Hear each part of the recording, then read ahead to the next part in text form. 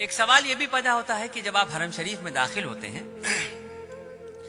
تو یہ طواف اللہ پاک کیوں کرواتے ہیں؟ عجیب سا سوال ہے نا بھائی. آپ اللہ کے مہمان بن کے گئے، آپ کی تو خاطرداری بٹھال کے کرانی چاہیے تھی، دستر لگنا چاہیے تھا. یہ اللہ پاک طواف کیوں کرا رہے ہیں اپنے گھر کا؟ آدم علیہ السلام کو جب اللہ رب العزت نے بنایا، فرشتوں کو جب یہ حکم دیا کہ آدم کو سجدہ کرو، اللہ رب العزت نے آدم علیہ السلام کا اور فرشتوں کا ذہنی اعتبار سے مقابلہ کروایا، اور اس ذہنی اعتبار کے مقابلے میں آدم علیہ السلام کی جیت ہوئی، اور فرشتوں نے 7ویں آسمان پہ بیت المعمور کے نام سے اللہ کا ایک گھر ہے اس کا طواف کیا. جب اس کا طواف کیا تو اللہ رب العزت کو یہ ادا بہت پسند آئی، اور اسی وقت جبرائیل علیہ السلام کو یہ حکم دیا گیا کہ آدم کو لے کے زمین پہ جاؤ اور بیت المعمور کے ٹھیک نیچے روئے زمین پر میرے ایک گھر کی تعمیر کرو، تاکہ میرے بندے اگر مجھ سے اپنے عشق کا اظہار کرنا چاہیں یا اپنی کسی غلطی کا کفارہ دینا چاہیں تو میرے گھر کا طواف کریں. اگر مجھ سے اپنے عشق کا اظہار کرنا چاہیں یا اپنی کسی غلطی کا کفارہ دینا چاہیں تو میرے اس گھر کا طواف کریں. اور سن لیجئے، ہم جو اللہ کی اشرف المخلوق ہیں، ہماری جب تک سانس چل رہی ہے آپشن کھلے ہوئے ہیں ہمارے سامنے.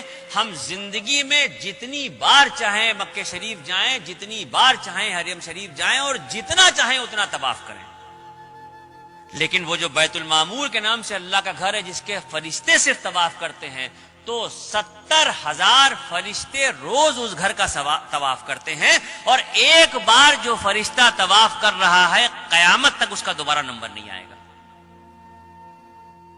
اتنے فرشتے ہیں، اس درجہ طواف ہو رہا ہے کہ ایک بار جو طواف ہو رہا ہے وہ دوبارہ نہیں آئے گا. اب یہ جو زمین پہ خانہ کعبہ کی تعمیر ہوئی، تو اب تو ترقی ہو چکی ہے دنیا میں، ہر چیز آسان ہو گئی ہے.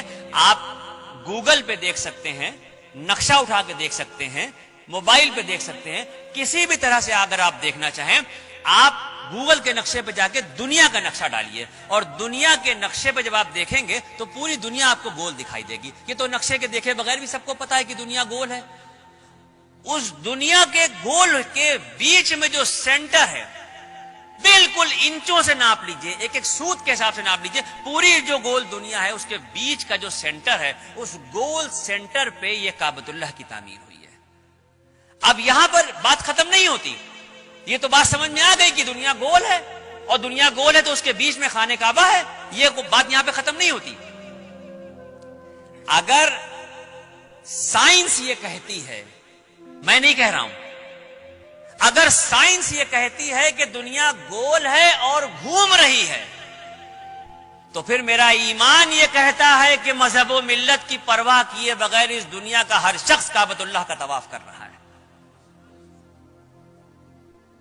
اگر سائنس یہ کہہ رہی ہے کہ دنیا گول ہے اور گھوم رہی ہے، تو پھر میرا ایمان یہ کہتا ہے کہ اس دنیا پہ مذہب و ملت کی پرواہ کیے بغیر کسی بھی مذہب کا شخص ہو، ہر شخص جانے میں یا انجانے میں کعبۃ اللہ کا طواف کر رہا ہے.